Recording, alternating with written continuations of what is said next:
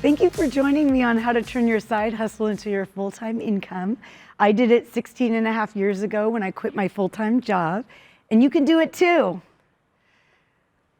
Over 2 million sellers make a part or full-time living selling on eBay. I've sold over $2.5 million worth, and I'm working on that third million. A few years ago, after my husband and I got married and I got a full-time job working at a Fortune 500 company, we bought a house in the Bay Area in California, and I was making a lot of money. I was working 11-hour days, totally strung out on stress. And my husband and I had a talk like, this is not good for our family life. How can we build a family like this? And we decided that our home life was more important than the money. It was a close one, but I quit that job without anything else lined up. And while I didn't have to be at a job 11 hours a day, I started clearing out things that we weren't using in the house. So his grandmother's platters that he inherited that we weren't using. I had jewelry that was pre-Arlie. My husband's name was Arlie. And I didn't want to wear jewelry that he didn't get me. So I thought I'll just put it on eBay. And I had never been on eBay before. So I started listing things and they were selling. And my husband came home from work one day and he said, oh, a gal wants to know what you would charge to sell her Coach purses for her. So I Googled, what do you charge to sell for somebody on consignment on eBay? And I found a 380-page ebook. I read the whole thing. I did everything it said. And I had like 6 weeks of commissions coming in from my previous job. So I thought, I have got 6 weeks to see if I can make enough money for the house payment. And then I don't have to get another job. So that was in February of 2006, and I never had to get another job. What we're going to talk about today is how to set up your business the right way, create a plan, and determine how much you need to replace your full-time income. What do you need to do to quit that full-time job? And we're going to talk about putting systems in place. So in setting up your business right, you've got the legal stuff. Pick a name for your business. That's going to be your DBA, and set up a EIN number, and that's a tax ID number. Decide if you're going to be a sole proprietorship or form an LLC or form an S Corp. Register with your state. Register for sales tax. Even though eBay is collecting sales tax for most or all the states now and remitting it to those states, you still have to register with your state. You still have to do the paperwork. For me, it's once a year. And then I just have to put down that eBay is collecting and remitting the sales tax. But you still have to do that part. Maybe get business liability insurance, workers' comp if you're going to hire employees. Open a business bank account with that business name that you created. And talk to an accountant. The first year that I was selling on eBay as a full-time income, I tried to do the taxes myself, and it was really torturous, just trying to make sure I was doing everything right. An accountant will give you a free consultation. They're up on the current tax laws every year. So it'd be good to at least consult with them and see what you can write off legally. And I was really surprised that it was really economical when it actually cost me less when I had an accountant do my taxes that first year. And think about an accounting system. Before I did get married and work at that Fortune 500 company, I was working for a woman who had her own business. It was a sole proprietorship. I worked for her since I was 18 years old for 15 years. And I did her accounting on QuickBooks. So when I thought, I'm going to do eBay as a business, I thought, I know how to use QuickBooks. Now that I have a business, I'll do QuickBooks for me. And that was really awesome that I already knew how to use it. But it's also very easy to learn, and it's a great way to know where you're at. You can create profit and loss reports every month, and you can have a clear picture of what you're doing. And now QuickBooks integrates really well with eBay. Okay, now for the fun stuff. We're done with all that harder stuff. So now, what are you gonna do to be successful? And I've had people ask me, like, what do you attribute your success to? And I feel like they were expecting, like, because I care or because I love it.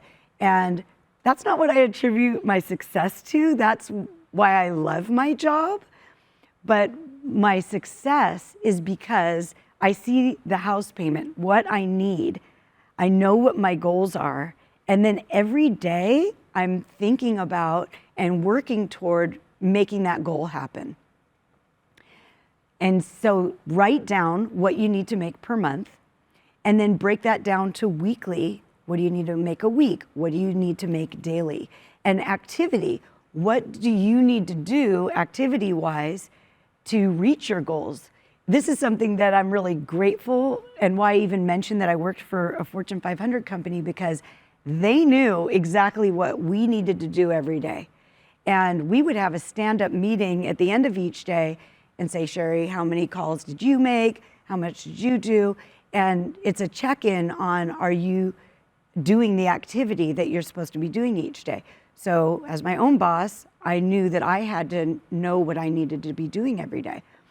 And measure your actual sales against your goals, and then tweak what you need to reach your goals. Create a plan. Start with how much money you need per month. Divide that by 4.2, which is the average weeks per month, so that you have your weekly goal. And if you work 5 days a week, divide that by 5. Divide your weekly goal by 5 so you know your daily goal. And create your goals spreadsheet. So I love using spreadsheets. So I'm going to tell you exactly how to do it. Okay, so in column A, you put your monthly goal. I put $5,000 profit here that I needed to make.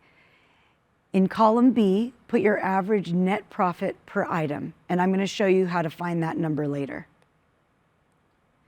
Column C is the number of items that you're going to need to sell at that average profit per item to reach your goal.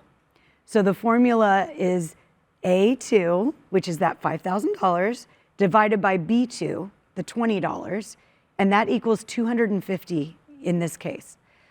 In column D, put your actual number of sold items. I have 200 here. Column E is the formula C2 divided by D2. So it's 250, the number of items I need to sell, divided by D2, the actual number of items I sold. It's 1.25. So I need to do 125% more. I need to do 1/4 more than 200 to make it 250.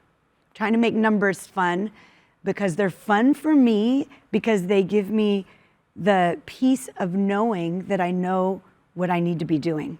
Column F is your listing goal. So if you need 250 items to sell, you need to list 500 items. Now here's where you need to know what your sell-through rate is. So if I list 500 items, are 500 items going to sell in a month? Only if the sell-through rate is 100%. 100% of the items I list sell per month. If it's not 100%, then you need to list more than the number that you need to sell. And we'll talk more about that. And then column G is how much you need to list per day to make that monthly listing goal. Okay, track your activity. At the end of the day, have your stand-up meeting with yourself or a family member or your partner, and measure your activity next to the goals that you set. How much did you actually list? How much were you supposed to list? How much profit did you produce in the listings that you listed that day? Okay, so you're also going to need to know your average sale price per item, and we'll talk about where to find that. We're going to talk about it right now because eBay has a report on Seller Hub, and this is your sales performance report. Here, you can see that my average sale price per item is $88.07. Now, I know that 30% is my profit margin. So I know that my average profit per item is $26, but I put in 25 just to make it a clean round number. And you're gonna need to know what your average profit per item is. So do you sell on consignment? Then what is your commission rate? Or do you buy and resell? What is your markup? So that's gonna be your profit per item. Once you know your profit per item, how many items do you need to sell per day? So note your time also. How many items do you list in an hour? This is gonna vary based on the item. I mean, it takes me a lot longer to list a set of 30 dishes than it takes me to list a bracelet. Once you know how many items you need to list per day, you can decide if an item is worth listing. Can you list enough of these items to reach your goal? I can't. Let's say my profit per item is the $25 per item, and I need to make $250 a day. So I need to list 10 of those items. I need to sell 10 of those items a day. And if my sell-through rate is 50%, I need to list 20 of them per day. I can't list 20 sets of dishes a day. So this is what you want to be thinking about as you're sourcing items. And how many hours do you need to list to make your goal? What items do you need to source to make your goal? Increasing your average selling price per item or decreasing the amount of time that it takes to list those items and ship those items is going to be your magic formula to making your goal. Measure and modify. I have a spreadsheet where I record my actual daily profit before I start shipping. So when I'm looking at my awaiting shipment screen, before I get motivated to go shipping, I let myself do one fun thing, which is actually something I need to be doing every day. And I look at what was my profit for that day. So eBay has your total sales on your awaiting shipment screen. There's a little I next to that number. Click on that number, and that will show you your actual net sales rather than including sales tax in that number. So once you click on the I, you look at your actual net sales, and then let's say it's $1,000. I know my average profit is 30%. So I just made $300 that day. And I record that on a spreadsheet so I know how much did I make that day. And at the end of the week, I can total those 5 days and see, did I make my weekly goal? And at the end of the month, did I make my monthly goal? On that same sheet, at the end of the day, and I have help that I have hired, I like hiring students, I look at what did we list in profit for the day, and I put it on the same sheet. So how many sales do you need to make your goal? And if you're not making your goal, you might need to change what you're listing. So you're just constantly looking at it so you can tweak it.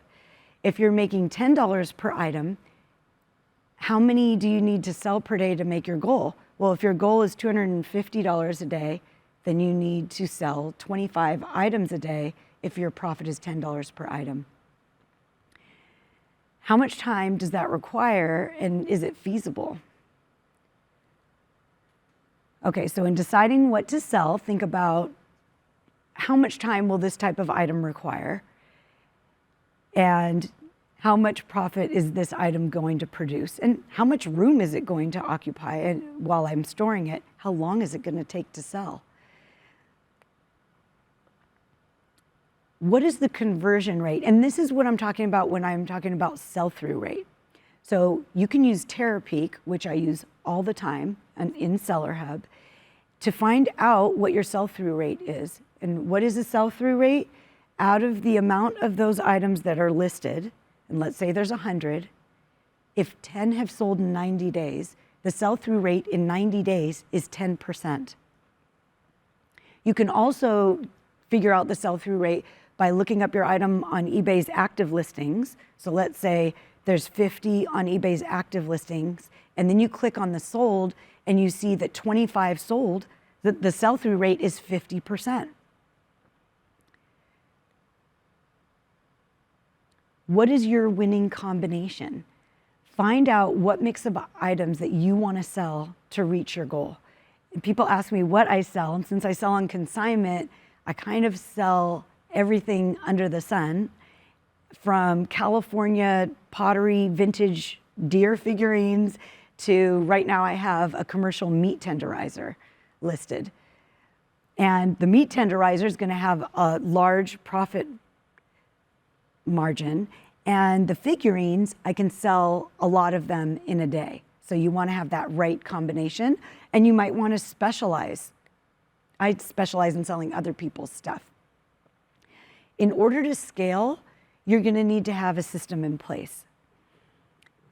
Document your listing flow. We create drafts. I'm really fast at creating drafts. And then we place the items on a table, and then I have one of my workers take the pictures of that item. They open the draft, and I love eBay's new listing tool because they can open the draft on a laptop, click import from mobile, take the pictures with the cell phone that I have assigned for the pictures, and then add the pictures really fast. And Troy in particular, one of my workers over the summer who went back to high school in August, he could knock out 10 or more listings in an hour in adding the pictures. So you want to have this streamlined and have a system. Set up an inventory system. When I was doing everything myself, I knew where I put everything in our spare room. And I knew who I was selling it for. I didn't need a system. When I first was going to hire my first person in 2008, I thought, oh wait, how is she going to know where this item is if she has to go find it and ship it? And that's when I realized I needed a system. So you need to have some kind of an inventory system. So I have a number that I put in the custom label field on the listing tool, and that has what client I'm selling it for, an item number that goes on the item on blue painter's tape, so it'll come back off, and a location code. And that location code is what shelf and what bin on the shelf that the item's located in. So you need a system where if you weren't there, someone else could come in and be able to find the stuff and know what to do. Designate an eBay listing space. So when we did live in the Bay Area, we had a 1,400 square foot house, and we listed it on the kitchen table. I had trifold presentation boards where we took the pictures on that table, and we were doing the shipping at the bar. And then we just put it all away at the end of the day, and we were storing the items in the spare rooms. Well, since then, I did move to Colorado, and turns out when you buy a house in Colorado, sometimes you get a free unfinished basement. And now I have tables set up and racks and bins on the racks. So you want to have your workspace set up, even if it's something you start up and tear down every day because it's in the middle of your kitchen. So here you can see us optimizing our space. So we had racks against that back wall that you see in this time-lapse video, and my illustrious college student working for me said if we face those racks together, we can put another one at the end, which was brilliant, and I never would have thought of it. Optimize your space. Once you know how long in setting up your system that it takes you to list an item, then you know how many things that you need to list per hour, so you know what kind of items you can take based on how long they're going to take you. And you also know how long you expect your workers to be able to list per hour, and you want to let them know and give them tips on listing similar things one after the other to create efficiency. So hiring help is that next step in scaling up, because you can only do so much yourself. And that's where you need your systems in place, and you need to be a good delegator and a good mentor and manager in what should this person be listing. I'm so excited when like Jake said, oh, I golf, so I'm like, here's the golf clubs, you list these. Make sure that you're working efficiency and always work toward it every day. I like hiring students because I give them flexible hours around their school, and then it's flexible for me too, because I don't always know I'm going to have enough for a full-time person. Plus, I really like kids, and it turns out the teenagers are fun too. So train your employees and train them well, and then that gives you freedom, not only freedom to do other things or work on your business, but also to grow your business and hire the right people. I was so miserable at the Fortune 500 company, not because of working hard, because I work hard now, but it's because I'm so happy now because I'm my own boss. I get to decide who I work with, how I work, and what kind of environment I want to create. And we work hard, but we work fun. We have fun, and it's a fun environment. Set goals for your employees, and when they reach those goals, celebrate. Establish your work schedule. Now you're your boss, so you need to block out your time on what you're going to do when. Otherwise, the eBay process could consume you. So you might be running around putting out fires if you don't plan your time. So on my calendar, I have blocks of time, list this and that, have this person do that, ship during this time. And I also block out what the employees are going to be doing. So being your own boss means you get to make your own schedule, but it also means you need to be a good employee for your boss, yourself. And by sticking to your schedule, you reach your goals. And sourcing is key. Sourcing better and marketing more so you can get better items is also how you're going to reach your goal. For me, since I sell on consignment, it means going to local networking groups. It's like the chamber mixers. That way I meet local professionals and they can refer me to people. And if you're buying and reselling, it might mean putting ads on social media that these are things that you'll buy. Say no to items that will take your time without helping you reach your goal. Listing an item that's going to make you $3 might be the thing that keeps you from reaching your goal. And whether you're buying and reselling or selling on consignment, you always need to be sourcing, marketing, so that you can refine the items that you're taking so that you're more profitable and you can reach your goal by working a little less. So work smarter. And I have been shipping internationally from the very beginning because I just still created the label through eBay. They always made it easy. I love eBay standard international shipping because first of all, it actually seems to be the least expensive, comes with $100 of insurance, and it's all through eBay. So if there is an issue or a buyer's wondering where their item is, I find it to be the easiest way for the whole process. I'm shipping items internationally every day.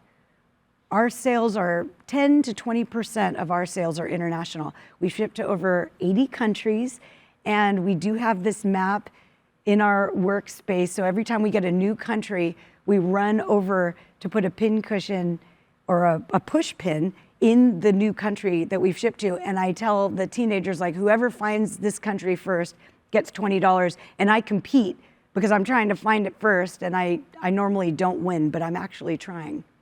So enjoy the rewards of being your own boss. You get to choose. What do you want to sell? Who do you want to work with? And how do you want to spend your time? Prioritize what's most important to you and enjoy knowing that you did this. I knew that when I quit my job, it was because we needed a better quality family time, and starting eBay was so that I could have my own schedule, be my own boss, and really be present for my family. And as it turned out, my husband was diagnosed a couple years after I started selling on eBay with multiple sclerosis. And through the years, and then a few years later, he was diagnosed with terminal cancer. I was with him every step of the way. And I had my eBay business helping pay the bills. So not only was I able to bring in an income, I was there for every doctor's appointment and for every step with my husband. And I'm forever grateful for eBay for this. And that's what matters. You get to live your life doing what's important to you. You can do this.